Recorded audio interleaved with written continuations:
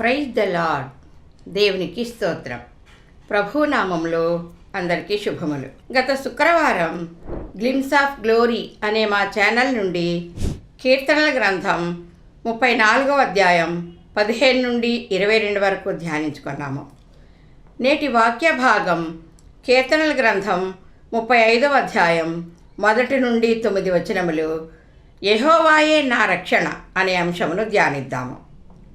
ఈ కీర్తన దావీదు రచించిన కీర్తన. కీర్తన 35:1-2. యెహోవా, నాతో వ్యాజ్యమాడు వారితో వ్యాజ్యమాడుము, నాతో పోరాడు వారితో పోరాడుము. కేడెమును డాలును పట్టుకొని నా సహాయమునకై లేచి నిలువము. రాజైన దావీదు దేవుని ఆత్మగలవాడై ఇశ్రాయేలు జనాంగమును వివేచనతో నడిపిస్తుంటే, ఉపకారము పొందిన వారే నిష్కారణముగా దావీదుకు అపకారం చేయుట గూర్చి తన బాధనంతటినీ దేవుని యొద్ద విచారణ చేసి ఆయనకు అప్పగించాడు. నీతి న్యాయములకు ఆధారభూతుడైన దేవుడే తన వ్యాజ్యమును తీర్చునని దావీదు తన అనుభవములను దేవునితో తెలియజెప్పుకుంటున్నాడు. నా శత్రువులను నా విషయమై సంతోషింపనీయకుండా నన్ను ఉద్ధరించు దేవా. నేను నిస్సహాయుడను, దుర్బలుడను, నాకు వేరే సహాయము లేదు, అపాయములలో ఉన్నాను. నాతో వ్యాజ్యమాడే వారితో వ్యాజ్యమాడు, నాతో పోరాడు వారితో నా పక్షముగా పోరాడుము. బలత్కారులైన నా శత్రువుల చేతి నుండి నన్ను రక్షించు తండ్రి అని దావీదు ప్రార్థిస్తున్నాడు. దేవుని సన్నిధిలో, దేవా, నీ ఎదుట నేను ఏకాకిని, నన్ను కాపాడుటకై నీ కేడెమును డాలును పట్టుకొని నా సహాయమునకై లేచి నిలువుము. త్వరపడి నా యొద్దకు రమ్ము దేవా అని దేవుని వేడుకుంటున్నాడు. కీర్తన 35:3-4. ఈటె దూసి నన్ను తరుము వారిని అడ్డగింపుము, నేనే నీ రక్షణ అని నాతో సెలవిమ్ము. నా ప్రాణము తీయగోరు వారికి సిగ్గును అవమానమును కలుగునుగాక. నాకు కీడు చేయని ఆలోచించువారు వెనుకకు మళ్లింపబడి లజ్జపడుదురుగాక. యెహోవా, నీవే నా యొద్దకు వచ్చి నా పక్షముగా యుద్ధము చేయము. నన్ను తరుముచున్న నా శత్రువులను అడ్డగించి పారద్రోలుము. దేవా, నీవే నా పక్షమందుంటే నాకు విరోధి ఎవరు? నేనే నీకు రక్షణ కలుగజేయవాడనని నాకు సెలవిచ్చి నన్ను ఆదరించు. యెహోవా, ఇశ్రాయేలీయుల పక్షమున యుద్ధము చేసి మీకు నేడు కలుగజేయు రక్షణను మీరు ఊరక నిలిచుండి చూడుడి అని మోషేతో సెలవిచ్చాడు. ఐగుప్తీయుల దండును కలవరపరచి వారి రథచక్రములు ఊడిపడినట్లు చేశాడు. యెహోవా ఇశ్రాయేలీయుల పక్షమున యుద్ధం చేయుచున్నాడు. మనము పారిపోవదము రండి అని యెహోవా శత్రువులైన ఐగుప్తీయులు భీతిల్లారు. సంఖ్యాకాండము 22వ అధ్యాయము 31-32. అంతలో యెహోవా బిలాము కన్నులు తెరచెను గనుక దూసిన ఖడ్గము చేతపట్టుకొని త్రోవలో నిల్చున్న యెహోవా దూతను అతడు చూచి తల వంచి సాష్టాంగ నమస్కారం చేయగా, యెహోవా దూత, ఈ ముమ్మారు నీ గాడిదని నీ వేల కొట్టితివి. ఇదిగో, నా ఎదుట నీ నడత విపరీతమైనది గనుక నేను నీకు విరోధినై బయలుదేరి వచ్చి తిని. ఐగుప్తులో దేవుని ప్రజల కష్టమును చూచి వారి మొరలను విని యెహోవా వారిని విడిపించుటకు నేను దిగి వచ్చాను అని సెలవిచ్చాడు. ఆయన బిడ్డలకు శ్రమ నుండి విడుదల కలిగించుటకు, రక్షణ కలుగజేయుటకు, బిలాము వంటి వారి విపరీత నడతను గద్దించుటకు, నీతిమంతుల పక్షమున పోరాడి జయము అనుగ్రహించుటకు దేవుడు దిగి వస్తాడు. తన దూతని పంపి సహాయము చేస్తాడు.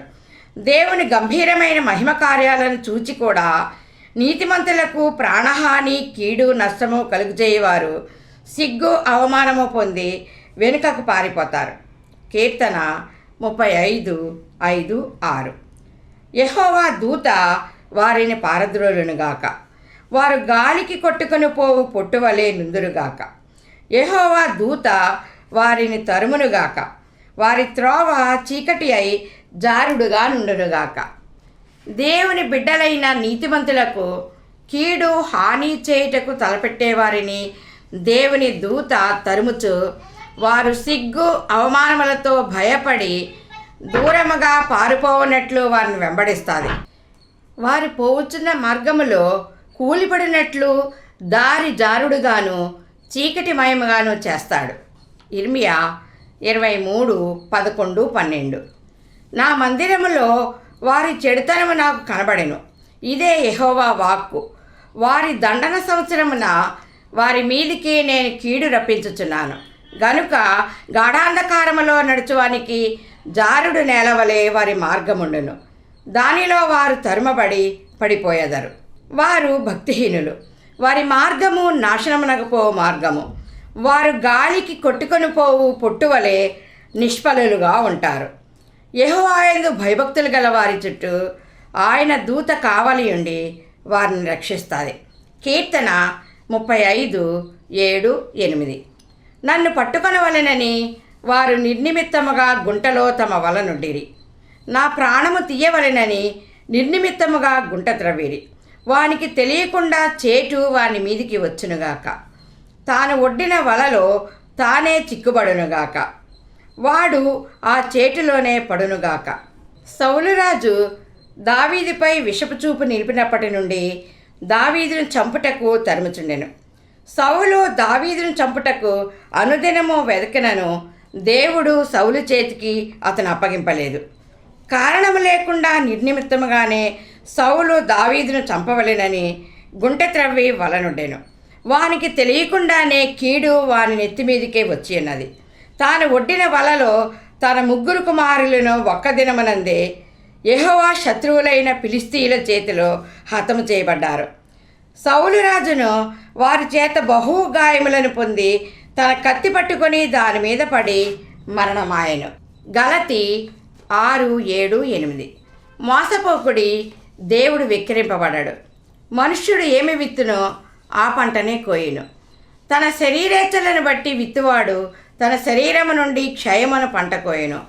ఆత్మను బట్టి విత్తువాడు ఆత్మ నుండి నిత్యజీవమును పంట కోయును. సౌలుకు తన గోత్రము స్వల్పమైనదిగాను అల్పులుగాను కనబడినప్పుడు యెహోవా అతనిని ఇశ్రాయేలీయుల గోత్రములకు శిరస్సుగా చేసి రాజుగా అభిషేకించాడు. అమాలేకీయులు లయమగు వరకు వారితో యుద్ధము చేయమని యెహోవా సెలవీయగా యెహోవా మాట వినకుండా తిరుగుబాటు చేసి దోపుడు మీద ఎగబడి ఆయన దృష్టికి కీడు చేశాడు. యెహోవా ఆజ్ఞను రాజైన సౌలు విసర్జించినందున అతడు రాజుగా ఉండకుండా యెహోవా చేత విసర్జింపబడ్డాడు. యెహోవా ఇశ్రాయేలీయుల రాజ్యమును నీ చేతిలో నుండి లాగివేసి నీకంటే ఉత్తముడైన నీ పొరుగువానికి దానిని అప్పగించెను. అతడే దావీదు. దావీదు నిర్నిమిత్తముగా బాధించిన వారిని సంరక్షించాడు. శత్రువు చేతికి చిక్కినప్పుడు హృదయములో ఉన్న వాక్య భయము చేత పగ తీర్చుకొనకుండా రక్షించాడు. దావీదు అన్ని విషయములలో సుబుద్ధి కలిగి ప్రవర్తించినందున యెహోవా అతనికి తోడుగానున్నాడు. కీర్తన 35:9. అప్పుడు యెహోవా యందు నేను హర్షించదును, ఆయన రక్షణను బట్టి నేను సంతోషించదును. దేవుని నీతి న్యాయములను అనుసరించుచున్న దావీదుకు దేవుడు చేసిన విమోచన కార్యాలు ఉపకారములను బట్టి యెహోవాను స్తుతించి కీర్తిస్తూ హర్షిస్తున్నాడు. నేనే నీ రక్షణ అని నాకు సెలవిమ్ము అని దావీదు దేవునితో మనవి చేసినట్లు పొందుకున్న రక్షణ, విమోచన, విడుదల, విజయములను బట్టి రాజైన దావీదు యెహోవా యందు హర్షించి సంతోషించుచున్నాడు. దావీదు యొక్క ఆత్మీయ అనుభవములను సంపాదించుకొని దేవుని కీర్తించి ఘనపరచుదాం. ప్రార్థన చేసుకుందాం. మహాపరిశుద్ధుడు అయిన మా క్రీస్తు యేసు ప్రభువా, నీ నామమునకే స్తుతులు స్తోత్రములు తండ్రి.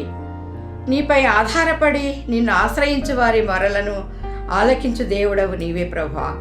నిస్సహాయులముగా నీ శరణజొచ్చున్నాము తండ్రి. మా దోషములను పరిహరించి నిరపరాధులుగా తీర్చండి దేవా.